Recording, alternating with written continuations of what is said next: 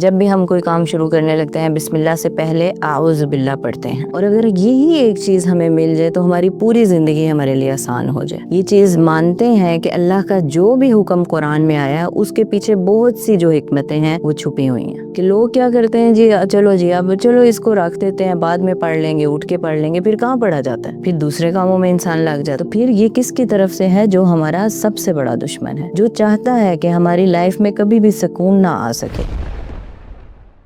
نحمده ونصلي على رسوله الكريم اما بعد فاعوذ باللہ من الشیطان الرجیم بسم اللہ الرحمن الرحیم۔ آج میں جس بارے میں بات کرنے لگی ہوں وہ ایک ایسا جملہ ہے یا وہ ایسے ورڈز ہیں جن کو اگر ہم سمجھ لیں، ویسے تو ہماری زندگی میں ایسے ہی ہے کہ ہم اس کو تقریباً روزانہ ہی پڑھتے ہیں، لیکن اگر ہم اس کو سمجھ لیں تو ہماری زندگی بدل سکتی ہے۔ اس کے جو الفاظ ہیں ان کے اوپر غور کر لیں، ان ورڈز کے جو میننگز ہیں وہ اگر ہمیں سمجھ آ جائیں تو ہماری ٹوٹلی لائف جو ہے وہ چینج ہو سکتی ہے۔ تو آئیں ہم دیکھتے ہیں کہ وہ کون سے ورڈز ہیں، وہ جملہ کون سا ہے؟ اعوذ باللہ من الشیطان الرجیم۔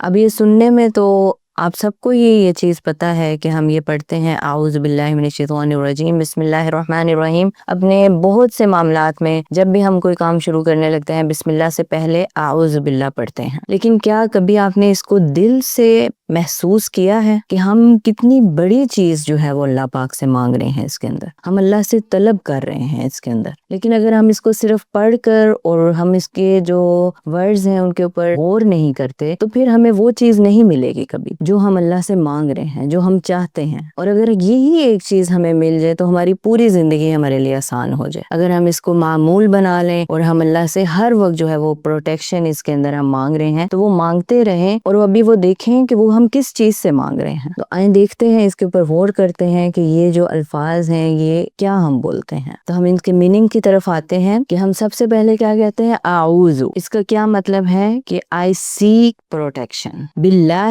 کس سے؟ یعنی کس کے ساتھ؟ باللہ، ود اللہ، اور بائی اللہ، یعنی اللہ سے ہم پروٹیکشن جو ہے وہ مانگ رہے ہیں۔ اب یہاں پر دیکھیں کہ اللہ پاک تو ویسے ہی محافظ ہے، وہ تو ہماری حفاظت کے لیے ہر وقت جو فرشتے ہیں وہ ہمارے ساتھ رہتے ہیں، تو ہم اللہ سے کس چیز کے لیے پروٹیکشن جو ہے وہ مانگ رہے ہیں؟ من الشیطان الرجیم۔ اب دیکھیں کہ ہم یہاں پر شیطان سے جو ہے وہ پناہ مانگ رہے ہیں، اللہ کی پناہ شیطان سے۔ الرجیم، اب یہاں پر یہ شیطان کی ایک صفت آئی ہے جس کی وجہ سے وہ اللہ کی رحمت سے بہت دور جا چکا ہے، جس کے اوپر اللہ کی رحمت اب کبھی بھی نہیں آ سکتی۔ تو وہ یہی چاہتا ہے کہ انسان بھی اللہ کی رحمت سے اتنا ہی دور ہو جائے جس طرح اللہ نے مجھے کیا تھا۔ تو یہاں پر اس کی وہ صفت جو ہے وہ ساتھ لگی ہوئی ہے۔ تو ہم اللہ سے کیا مانگ رہے ہیں؟ اللہ کی پروٹیکشن مانگ رہے ہیں، اور شیطان مردود سے جو اللہ کی رحمت سے دور جا چکا ہے۔ اب یہ دیکھیں کہ اللہ پاک قرآن میں کیا فرماتے ہیں اس جملے کے بارے میں۔ اللہ پاک نے قرآن کے اندر کیا چیز کہی ہے؟ فَإِذَا قَرَأْتَ الْقُرْآنَ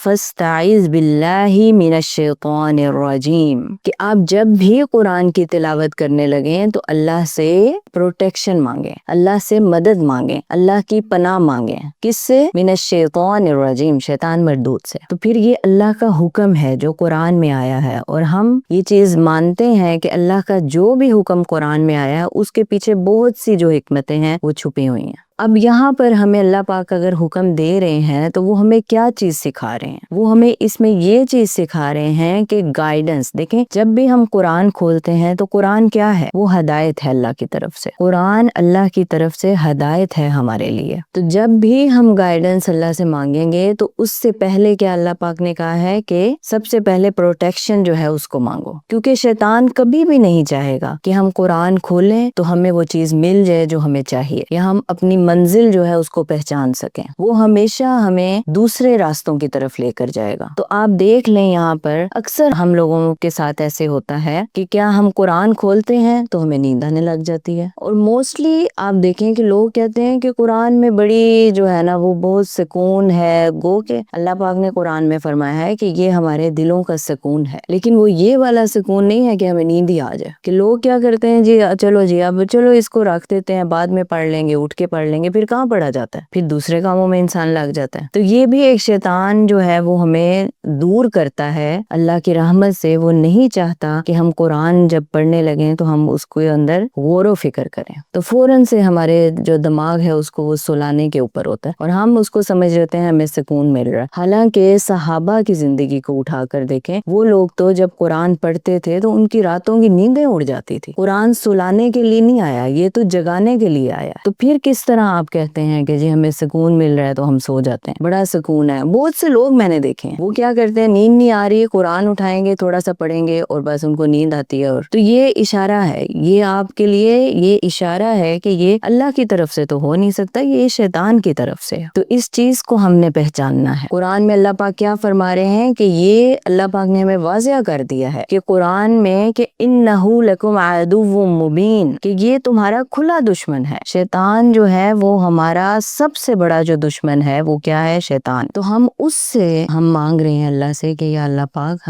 ہم ویک ہیں, ہم اسٹرانگ نہیں ہیں, ہمیں آپ کی پروٹیکشن چاہیے, ہمیں آپ کی مدد چاہیے. We need your help, we are weak. تو پھر کس طرح, مطلب ان الفاظ کو اگر ہم صرف پڑھ دیتے ہیں تو جب فیل ہی نہیں کر رہے تو ہمیں وہ چیز کیسے مل سکتی ہے. اسی طرح ہم حدیث میں دیکھتے ہیں کہ جب بھی کسی کو غصہ آتا تھا, جب بھی کسی کو نبی صلی اللہ علیہ وسلم دیکھتے تھے کہ انسان غصے میں ہے تو وہ اس کو کیا کہتے تھے, وہ کہتے تھے کہ اعوذ باللہ من الشیطان الرجیم پڑھو, کیونکہ غصہ شیطان کی طرف سے ہے. تو آپ دیکھیں کہ آج حسد, جیلسی, کمپیریزن, کیا ہر جو بیماری, یہ جتنی بھی چیزیں ہیں یہ کس کی طرف سے ہیں, یہ شیطان کی طرف سے ہوتی ہیں. یہ اللہ کی طرف سے, اللہ پاک نے تو ہمیں ان چیزوں سے منع کیا ہے قرآن میں. تو پھر یہ کس کی طرف سے ہے, جو ہمارا سب سے بڑا دشمن ہے, جو چاہتا ہے کہ ہماری لائف میں کبھی بھی سکون نہ آ سکے, وہ ہمیں ہمیشہ بے چین رکھنا چاہتا ہے. اور آج کا سب سے بڑا جو مسئلہ ہے وہ یہی ہے کہ سب کچھ ہوتے ہوئے بھی ہمارے اندر جو ہے وہ ایک خالی پن ہے, ہمارے پاس سکون نہیں ہے. لوگوں کو دیکھیں, سب کچھ پیسہ بھی ہے, سب کچھ ہے, لیکن وہ کیوں اداس ہیں. جی ہم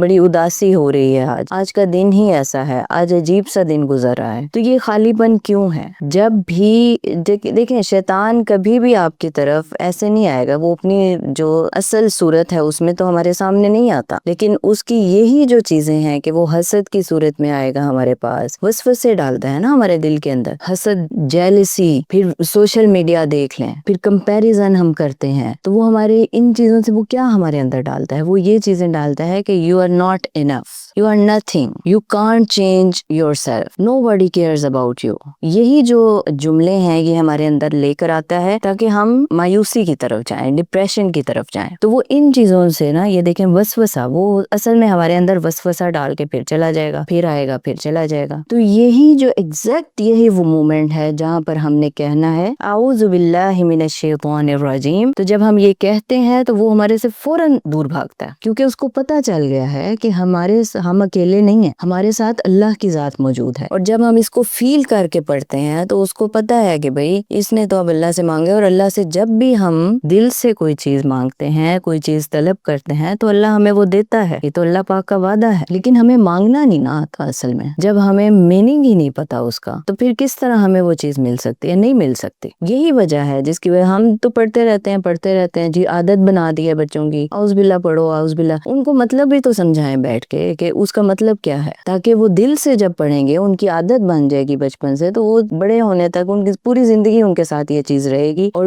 ہمیں اور چاہیے کیا کہ جب شیطان سے ہی ہم دور ہو جائیں گے, اللہ کی پروٹیکشن میں آ جائیں گے, تو وہ تو ہمارے سے بھاگے گا, وہ تو کوسوں دور چلا جائے گا, آخر میں تھک جائے گا کہ بھئی یہ بندہ تو, اس کے ساتھ تو اللہ کی ذات موجود ہے, اس سے بڑا ساتھ کس کا ہو سکتا ہے. تو چلیں آج سے ہم اپنی جو ہیبٹ ہے اس کے اندر یہ چیزیں شامل کر لیتے ہیں کہ ہم نے کچھ چیزیں ایسی ہیں اسپیسیفک جن سے پہلے اعوذ باللہ تو پڑھنا ہی پڑھنا ہے. وہ کیا ہے کہ سب سے پہلے آپ کیا ہے کہ قرآن پڑھنے سے پہلے اعوذ باللہ من الشیطان الرجیم اس کو ضرور پڑھیں, تاکہ ہم جو قرآن ہمارے سے اصل مقصد چاہ رہا ہے ہم اس کو سمجھ سکیں. اسی طرح نماز ہے, جب بھی نماز کی نیت کریں تو سب سے پہلے اللہ کی پروٹیکشن مانگیں, اس کی پروٹیکشن میں آ جائیں, تاکہ شیطان ہمیں جو ہمارا دھیان ہے اس کو ادھر ادھر نہ کر سکے, اور ہم نماز جو ہے وہ اچھے طریقے سے اللہ سے بات کر سکیں. اسی طرح جب بھی آپ کے اندر کوئی حسد آتا ہے, جیلسی جیلسی آتی ہے، آپ کمپیریزن کرنے لگ جاتے ہیں لوگوں کے ساتھ، تو پھر کیا ہے کہ فوراً سے یہ چیز یاد کر لیں کہ یہ اللہ کی طرف سے نہیں ہے بلکہ شیطان کی طرف سے ہے، تو فوراً اعوذ باللہ جو ہے وہ پڑھیں۔ ایون جب رات کو انسان ڈر کے اٹھتا ہے، خواب سے آدھی نیند سے اٹھ جاتا ہے، تو اس وقت بھی جو ہے وہ اعوذ باللہ پڑھیں اور جو ہے اپنے آپ کو اللہ کے حوالے کر دیں، اور پھر اس کے بعد ہر خوف سے، ہر طرح کا جو آپ کے اندر وسوسہ آتا ہے اس سے نجات پا لیں، اور اس چیز کے اوپر بلیو رکھیں کہ جب میں نے اللہ سے پروٹیکشن مانگ لیا مجھے مل کر رہے گی۔ تو اس لیے پھر جب ہم یہ کام کرتے ہیں تو ہمیں کسی طرح کا خوف نہیں رہتا، کسی طرح کا ڈر ہمارے دل کے اندر نہیں رہتا، اور ہم مکمل جو ہے اپنا جو ہمیشہ جو دھیان ہے وہ اللہ کی طرف رکھتے ہیں۔ تو آخر میں دعا ہے کہ اللہ پاک ہمیں ہر وقت جو ہے اپنے آپ کو یاد کرنے کی توفیق عطا فرمائے، شیطان سے ہمیں پناہ دے، شیطان جو چاہتا ہے ہم کبھی بھی اپنے مقصد کو جو ہے وہ پا نہ سکیں، تو اللہ پاک ہمیں اس سے حفاظت دے۔